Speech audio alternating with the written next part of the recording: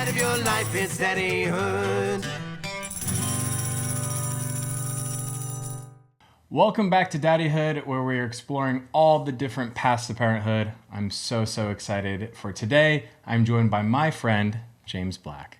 Jaymes, thanks for coming on Daddyhood. Colton, thanks for having me. Yeah, all right. I mean, obviously I have a bio here, but we've been friends now for about 2 years. Has it already been probably? Yeah, I think so. It feels like that. I mean, I want to say, and I say this weirdly, but like I've been supporting family equality somewhat privately, just because you know, the more outward you are, the more rumors get started. Right, exactly.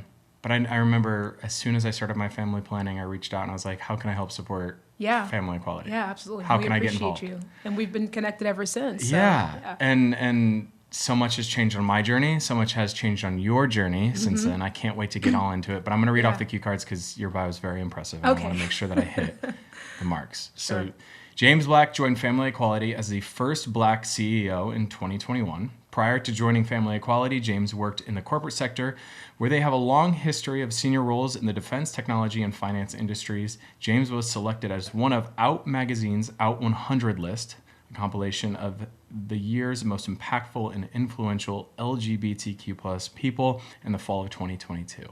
My friend, Jaymes Black. Yes, thank you. So I have a lot to learn on my path to becoming a dad. But one thing that I'm very excited to learn about is dad jokes. So if you would let me practice my dad jokes. Absolutely. Okay, great. Let's practice. So here we go. Jaymes, I'm so good at sleeping. I can even do it with my eyes closed. Was that good? The joke? That's the joke. Okay, well, I guess that's a successful dad joke then. It is, because I don't really laugh at any of my dad's jokes. Great. So, but Great. It's mainly eye rolls, right? It's eye rolls while he laughs at it. That's the success of a dad joke. That's an success. Eye roll, if you get the eye roll, a grunt, a moan. a moan, a walk away. For sure. And then you laugh hysterically. That's usually how it goes. Yes. And then I just am uncontrollable. How good was that? A knee slap. Right, a knee slap. A knee slap. There we go. You'll get to the knee slaps. It happens. Yeah. Well, there's so many different topics that we can talk about. Yeah. But before we start, I would just love to hear from you to just explain to people, you know, what and who family equality is. I'm educated enough to know, but it took me a while. But just would love to hear from you about family equality. Yeah. I think that Family Equality is one of the most important nonprofits in our country. Although people don't know who we are, we're a very small nonprofit. And that's because LGBTQ plus folks have been building families for years and years and years. And no one knows that, right? No one knows that we have been building families via adoption and surrogacy in traditional ways, if you will. And we are the organization who supports that. So Family Equality is a 44-year-old organization, and I love the name of your podcast, because when I think about daddyhood, I think about those dads who started Family Equality 44 years ago at the first Gay Lesbian March in Washington. And, you know, we are an organization that ensures that LGBTQ plus people can create families without economic barriers, without social barriers, without legal barriers. And we've been doing that work for decades now. And it's fortunate that we're doing the work, but it's also unfortunate that we still have to do the work because there are barriers. Yeah. Yeah. I mean, I just know this because of one of our other conversations, but can you share the name of what the organization was called previously? Yes, which I love too. So the organization was called the Gay Fathers Coalition. I love it. Like, it gives me goosebumps just saying it, right? Yeah. The Gay Fathers Coalition. And I mean, this group of gay dads met and said, look, we're going to parent our children, right? Having children in the 70s as a gay person after coming out of straight marriages and after finding out who you really were, and I think you understand that journey, right? And still wanting to be a parent and parent their children, and then being told, no, you cannot parent your children.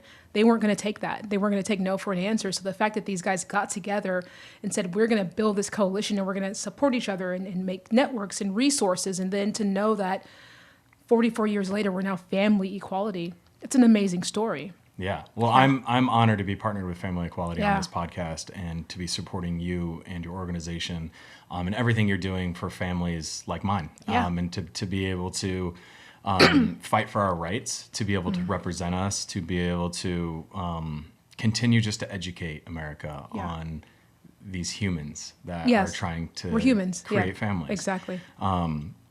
I know one thing that kept me in the closet for as long as it did was my desire to want to be a father. I did not see, and I didn't think there was a path to be a dad as a gay man. And that also comes down to just representation in our own community. While we're very expressive at times, you don't get to, it's not flashy or cute or sexy to be, the father and have your family out in front.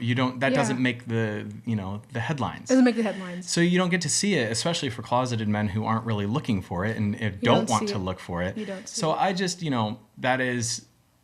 it's been such an amazing last few years after coming out of just educating myself, not only on who I am and who I want to be as a gay man, but just our community as a whole. Absolutely. And I don't know. I mean, the work that you guys are doing, like, you have a long ways to go. And I recognize that. We have a long way to go. People believe, because we're in 2023, or excuse me, 2024. Yeah.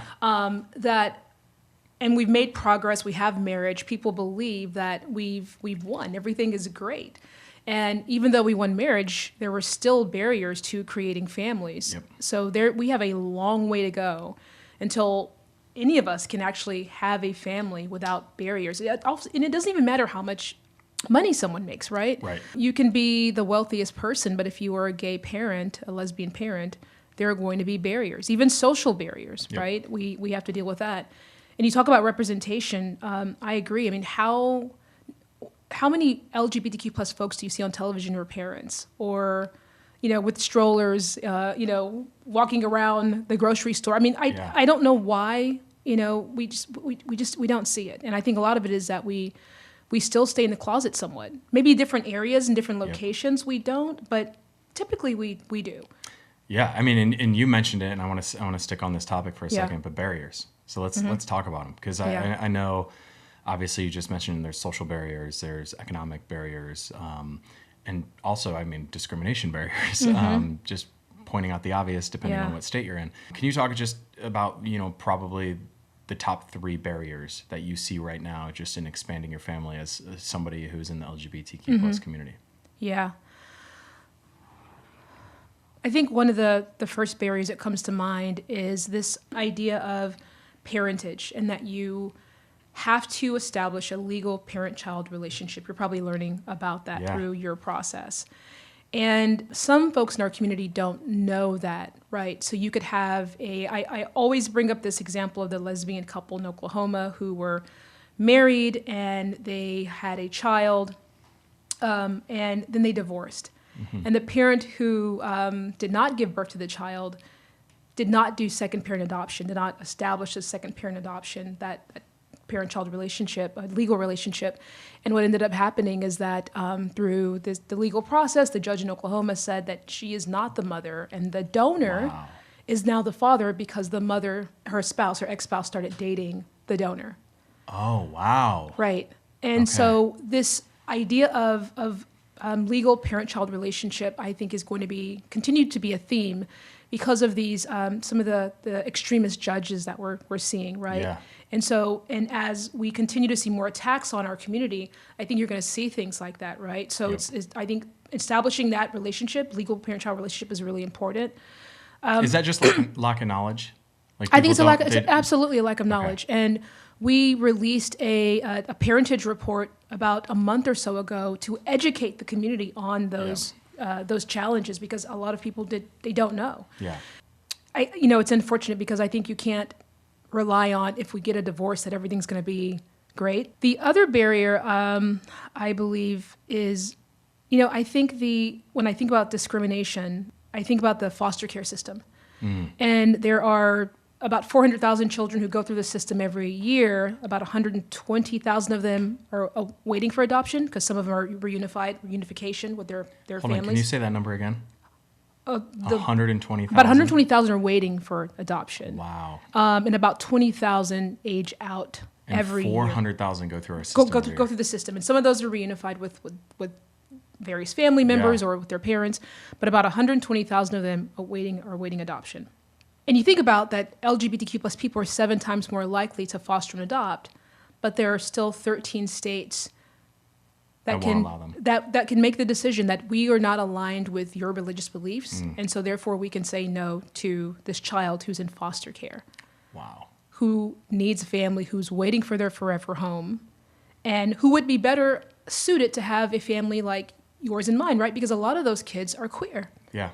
And so they would be better suited to be with a Colton or with a Jaymes, and they're sitting in foster care. Yeah. And so the barriers, I think, there is not just barriers to us fostering children who need it, and the fact that you can be denied, but to think about all the LGBTQ plus children who are part of the system, Right. who are aging out. And what is the age for aging out in the foster? They believe it's 18. It is 18. Yeah, I believe it's 18. Yeah. And if you think about when they're aging out, there's a path that they typically take. And that's unfortunate too. So it's just an ongoing issue, right? They've aged out, and now where do they go? Yeah. And can you talk about the support that family equality lends to, these families and to these kids? Well, I would say that the support is via legislation, right? And so we have we call it our flagship legislation, the John Lewis Every Child Deserves a Family Act. And via that legislation, when passed, and we've been working on it for quite some time, it's a bipartisan legislation, which is great. Yeah. I love that. Yes. Via that legislation, when passed, it's going to do a few things. One, it's going to remove the barriers to LGBTQ plus folks who want to foster and adopt. So those 13 states who are holding strong, that would be eliminated. Yep. It's going to transform the foster care system. So children who are LGBTQ plus, who don't have the supports from their, the caseworkers, right? They don't have the cultural competence to understand what these kids need. They're going to require training, right? Yeah. And so those people will go through training. I think it's a transformational piece of legislation because I think it's going to educate the country on the issues of foster care and what's truly going on. Because I don't think that people are truly educated around. People know there's a foster care system. I don't think they think that the barriers, the kids who are suffering, I don't think people know that. Yeah. And I mean, so as someone I'm working on a piece of legislation for mental health that's bipartisan too. And the one thing that I think both of our pieces have in common is it's a human issue. It's a human issue. It's when you break it down to every kid deserves a home, every child deserves a home, we should all be looking and saying, yes, how are we making this political? And everything becomes political in this climate, and it's intimidating for a lot of people out there, I know myself included, especially just with how it can affect career, how it can affect relationships, friendships, family, dynamics. Yeah, exactly. Yeah. For the life of me, I don't understand why a legislator would want a child to stay in foster care. Yeah. Rather than having that child live with an LGBTQ plus person. It just doesn't make any sense to me. Right. I mean, I don't know. I've only been out here for a few years, and that's the reason I started this whole podcast is because I wanted to humanize issues that I felt like when most people hear something, they have an attached assumption about it. Yeah, exactly. And myself, I was included in that. As a closeted man, I was like, oh, if I'm gay, I can't be a dad. Like, there goes my family, my white picket fence. I can't have the life that I thought I could have. And I've been so wrong about that. And now I sort of feel like this is an opportunity for me to bring people along, to educate them, to show them that, like, we all don't have to agree 100% of the time, but we can support one another and lead with love. Absolutely. Absolutely. And if you thought that as a closeted gay man, I think about the comment I just made about legislators. So they don't have the education. They probably don't know anyone who's LGBTQ plus. Right. So there is an educational aspect that I think is missing, where they don't see our families. They don't know that our families are just like other families. Yep. I mean, we have the terrible twos and the dirty diapers and the tantrums and the bedtimes and all those things. Like, we have literally all of those things. Like, if we could all get together and see that we have more similarities than differences, especially when it comes to parenting. Yeah. Then I think that we would be in a better place. I completely agree with you. I just think, the work that you're doing in the legislation, as someone who, when I reevaluated what I wanted to do with mental health and with my nonprofit, I asked myself, how can I affect the most people? And I've, came up with this bill that I wanted to introduce. Can you talk a little bit about the bill that you're working on and the legislation that you currently have and what the game plan is around it? Well, let's see. So the John Lewis Every Child Deserves a Family Act, we've been working on for, I would say, probably over 10 years.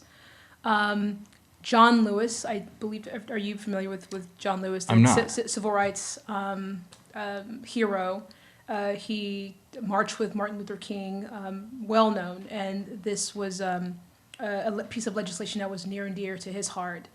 And when he passed away, he passed the baton to someone named Danny Davis, who is now the bill's sponsor. This bill, again, I don't have a lot of the history because it was decades ago, right, that we started this and the need for it.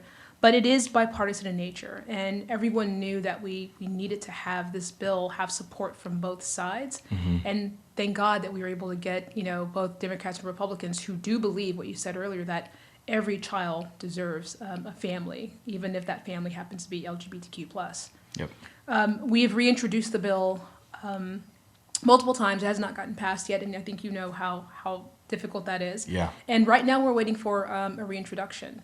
And, a lot of times reintroduction has a lot to do with Congress and what's going on there, but we're waiting for a reintroduction. Okay. I think the other piece of it, just not the John Lewis Every Child Deserves a Family Act, but there's also other legislation that I'd love to mention. Yeah. And so we think about not a legislation piece that we're passing, but one that we're fighting. I would love to talk about that. Yeah. And as it relates to I think taking a step back to just you mentioned fighting against, what are some of the bills that you've seen so far and how many last year? I know now we're in 2024, but last year alone we set a record for how many anti-trans and anti-LGBTQ plus bills were introduced in. I would say. So first, let's think about the end of 2022 was about 300 bills, which was, we thought that was a record. 2023, about 550 plus bills were introduced. And how many were successfully passed? And only, I would have to say, and we'll check this, I think probably 90% of those failed. Okay. I believe, actually, let me take that back. 90% failed in 2022. I don't have the number because 2023 just closed, so I'll have to get that from my team. Okay. We do know, if you think about 2022, and of the 300, only 90% failed, and so only 10% got through. I think we're past. I think that's successful. Yep. And so we need to get the numbers for 2023 as that just closed. But to put things into context, in 2018 there were under 100 anti-LGBTQ plus bills, so under 100 in 2018. And then you jump to 2022 and what we saw in 2023, and you see that increase. It's scary. What do you think it is right now with our society and where we're at in culture of just attacking a human being's existence, and they're just wanting to live their life and create their family and do their own thing? Miseducation. Okay. And I think there are a loud few who are playing out of an old playbook that has been used for quite some time. So let's think about Florida. And I don't know if you know the woman, Anita Bryant.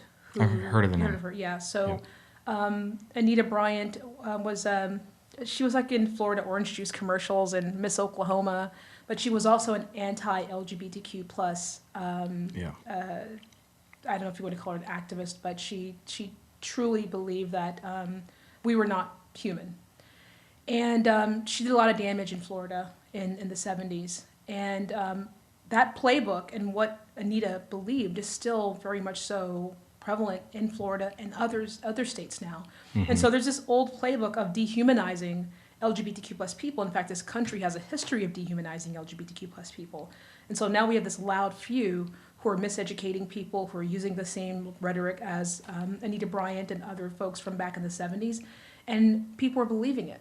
Yeah. And I think there's a if you have misinformation, you have to have something else to neutralize it. And we don't what's the thing that's neutralizing it? I don't think we really truly have that. So what do people do? They believe it. Yeah. They believe what they're hearing. And then you bring in the transgender community, and people do not know anyone who's transgender. Yeah. We'll have to check this stat, but I think we know that 30% of Americans, only 30% of Americans know someone is transgender. Sounds about right. Right. So, Yeah. so I don't think we have the story and the educations to sort of neutralize the hate and the rhetoric that we're hearing. So people believe what they hear, unfortunately. And I think the people who are using this as a tool know that, right? Right. And a lot of people are getting their information from TikTok and Facebook and all those sorts of things. And so this is part of the neutralization, right? What we're doing right here. How do we educate people so they know that what they're hearing is not so? And there needs to be more of that. Yeah, I think, I obviously have viewed Instagram, TikTok, social media in general as a positive for me because I grew up in a smaller town in Illinois where I didn't have a lot of representation. I didn't know many gay people. I did not get to see that. I chose not to watch it on television because I wanted to run for myself. I did not like. So you just turn it off? I would turn it off. I would ignore it. I would but when I got horny, I looked for it. But it was, for me at least, social media. Yeah. I viewed it as a pro because I started getting to educate myself, but I also started getting introduced into characters that were gay for the very first time. And I was like, oh, okay, like, oh, they can have X, Y, and Z. They can, and I was always like from their point of view. It's like, it's like that life is never for me. That was sort of how I treated it. Right. And it was mainly just because I did, from a young age, have like this dream of having that perfect family. Yeah. And the perfect family was not being gay. So now that I'm here, it's like you can still, I really just want to be a beacon for hope for a young boy, young girl out there that is queer, that like you can march to your own beat and do your own thing and still have your perfect family. Yeah. Especially kids who are like the Midwest, right? That's where you're from. Yeah. And they don't see that. They don't see Coltons. Right. I don't think I've talked much about it just because like when it first came out, it caught a lot of flack, was my Netflix show. I think when that first all sort of came out, it was just very messy, transparently on how it came out.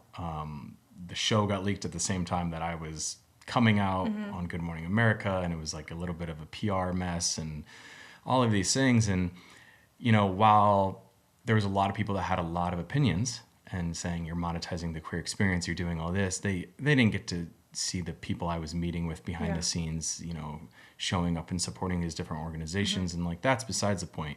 But what I want to point out is there's not a day that goes by to this day where I don't have a DM or a message from somebody in Middle America that just said, hey, I just binged your show. Thank you so much. Like, I needed this. I was borderline suicidal. I was depressed. And not only just in our country. That's the power of Netflix too, is it's international. Yeah. So I've just sort of taken pride, and that's sort of my goal here with this is, while my husband and I have chosen to remain somewhat private in our lives, this is a way for me to do it that's not as intrusive as Netflix cameras in my house. Right, exactly. But I still, you can really control it. Well, not only control it, it's just like, it's a way for me to educate people out there, and also, let people have fun. They've been with me since I've been 25. Yeah. So now this is like a way to bring them along with this ride, have some fun with them. Is that what you were in The Bachelor at 25? I was 20, I think it was 25 or 26 when we were filming that. Wow. Yeah. And you have like some of the same audience that has followed you through your journey, which I think that's amazing. It's really interesting when I talk to companies or brands to represent and to come to a speaking engagement or to post about their brand on my social medias, they ask for my demographics. And it's always really interesting to this day, sort of the breakout of, my demographics. Even after coming out, I'm still over 70% female following. Most of them are, I would say, I don't know what middle age is these days, but like 24 to 40 would be, I think, the age range. And the states are still very much middle of the country. I mean, there's obviously like California presence, New York presence, but it is very much Texas, Illinois, Iowa, Missouri. So it's just like, and I think that's what gets me excited about this is now I just want to serve as a bridge. I'm sure there's people that are listening to this right now or are going to that might not agree on every stance or position that I have. And I'm here to say, like, I want that. That's good. Like, that's okay. That's good. That's healthy. You're thinking on your own. And also, I hope by the end of this, maybe I can change your mind, or at least provide you an opportunity to ask 3 or 4 questions the next time you sit down with somebody who doesn't agree the same way, agree with everything. Yeah. It's the opening of the discussion, and we need to have more discussions like this in this country. Yep. And I don't think that we are having, you and I, when we talk one-on-one, we're not talking about only one side. We're talking about how do we bring both sides together. We're talking about that everyone is not going to agree on everything. And I think we get too hung up sometimes in this country about you have to agree with everything that I'm saying, and therefore, and if you do not, then the conversation is over. Right. We're not going to move the needle that way. Right. We can't do that. If we could have more critical conversations and vulnerable conversations in this country and then respect each other, I think, again, we would be further along. Like, how do we have more of those? Totally. Yeah, and that was one thing Jordan and I, we had a lot of conversations when we were talking about expanding our family and why we wanted kids. We want to put great human beings out into the world. That's what we're priding ourselves on. Yeah. And you can only do that by being patient and slow. And the two of us, we don't agree on everything either. But I think that's healthy. That's part of a relationship. That's part of a dynamic. And we've sort of lost that as a culture and as a society. And I think shifting back to focusing on, humans, like families. These kids need a home. And everyone deserves a family. And everybody deserves a family. Child. I mean, family is at the core of humanness, at the core of even this country. Yeah. Family. So how can we say that one family is not as important as the other, or that our families are not true families? Sometimes you hear that, or well, you're not a family. Right. Well, and who are you to tell someone else that they aren't deserving of a family? Right.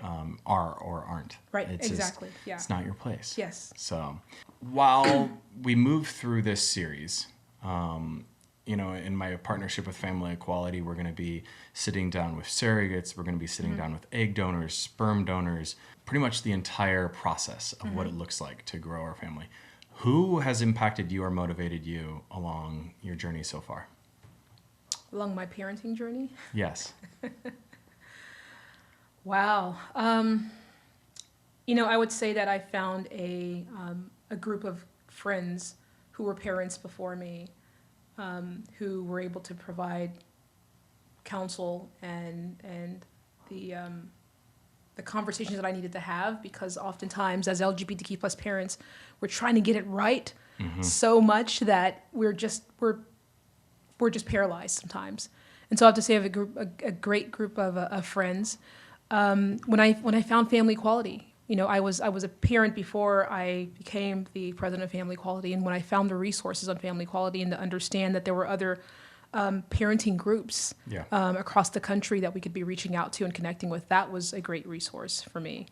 And then I would say, the small group of LGBTQ plus celebrities that are parents that we have out there, that's still part of my journey, right? That still helps me understand that, we need to be loud and proud and talk about our journeys and our children. And that's, exactly what we need to be doing. So, just a myriad of folks who continue to inspire me. And then I would also say, my kids, when I look at my children and who they are at 9 years old, thinking, and we adopted them and they were 6 weeks when we adopted them, and now they're 9 years old. And to hear them say, I'm proud of my 2 moms. Or when they go into a new classroom, they are always like, we have 2 moms. They tell everyone. And I'm like, okay, I guess that's how you introduce it. They make me want to be a better person and to keep pushing.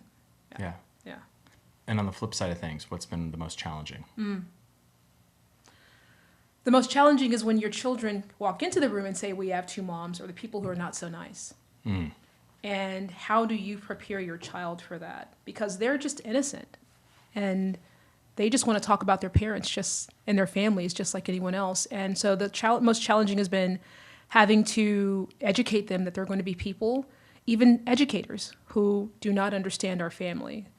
I think another challenge has been, prior to having children, again, just going through the process of trying to have children which is already hard in itself, and just the discrimination. Yeah.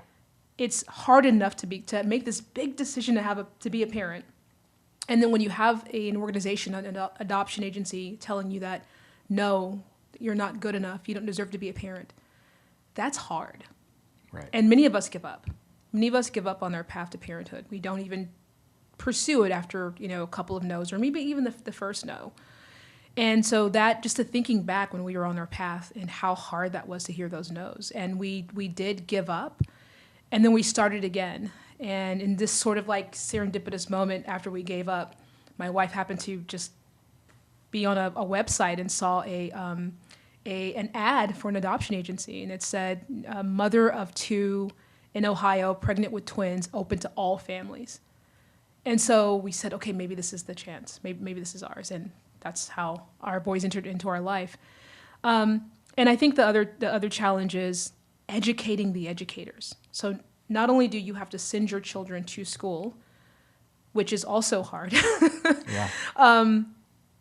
you have to educate the teachers and the administrators because they don't understand our family dynamic. And so you're spending a lot of energy, not just sending your children to school with all the things that go on with children at school. You're also educating every teacher, every educator, every new school that you go to. Know this, you're going to have to educate the educators. Yeah. So your family is included in the classroom dynamic. And I mean, I just know this because of keeping up with the news and what's happening right now in our country. In some states, that's not even possible, right? No, of course. You think about Don't Say Gay in Florida. Yeah. I believe Iowa passed Don't Say Gay too. Yeah. And to give you an example, we heard from a lesbian couple in Iowa back in October, and they called us and they said, we need to get out of Iowa now. Our kids, or one of our kids, was at school and they were talking about their 2 moms, and the teacher said, you can't talk about your family here.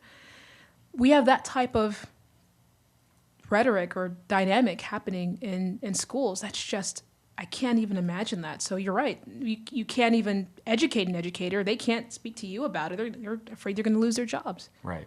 And I mean, it goes the other way too, where I've heard from some teachers that they can't even put the picture of their husband, or if it's a woman, they can't put the picture of their wife out and display for the children. And it's like, what's our society and our world coming to if you can't be proud of the relationship you're in and family that you have. Yeah, we're going backwards.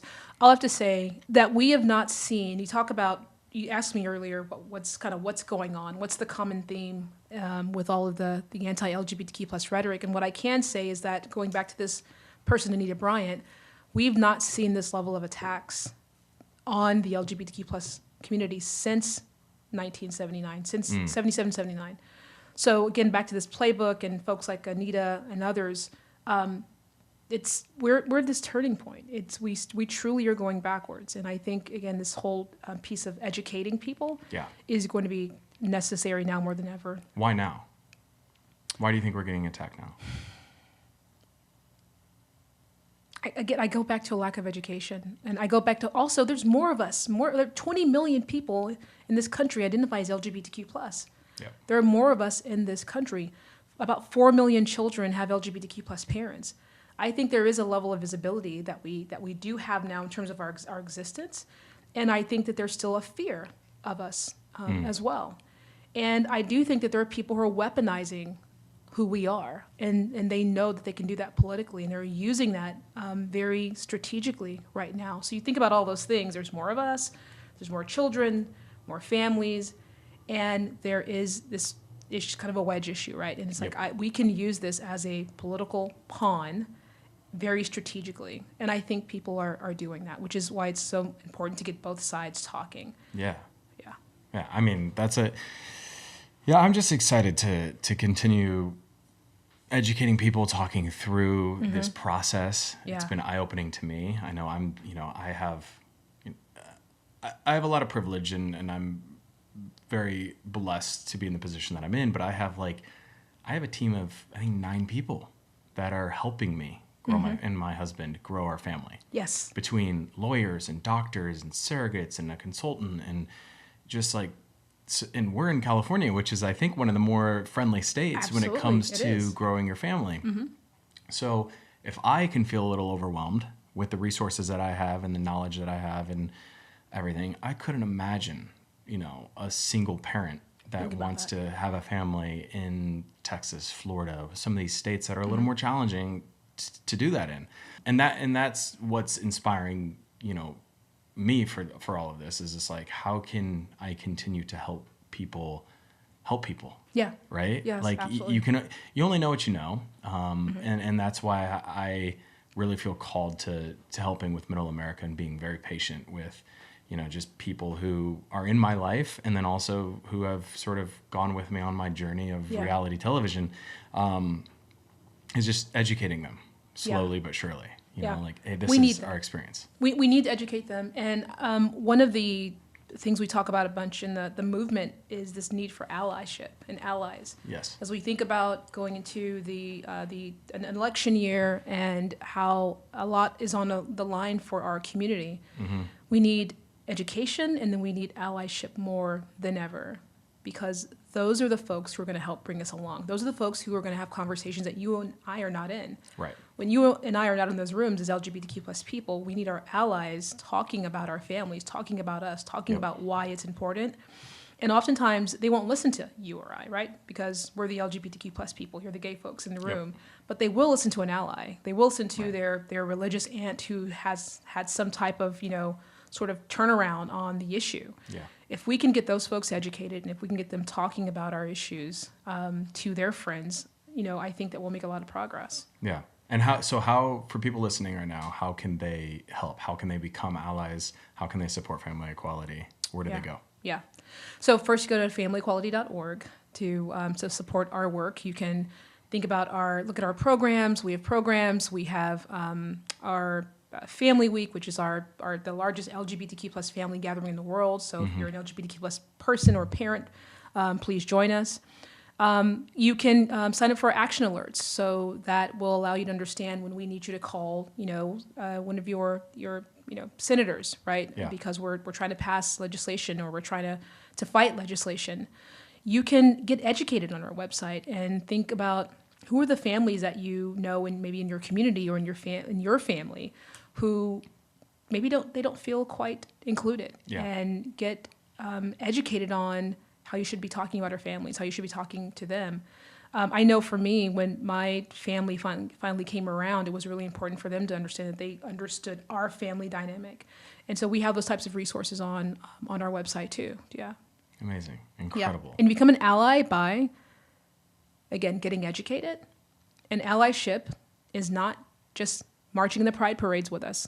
That's not allyship. I don't call that's not authentic allyship to me. Authentic allyship is what I said earlier, is that when we are not in the rooms, that you're advocating for us in the rooms that I'm not in. That you are having brave conversations when I'm not around.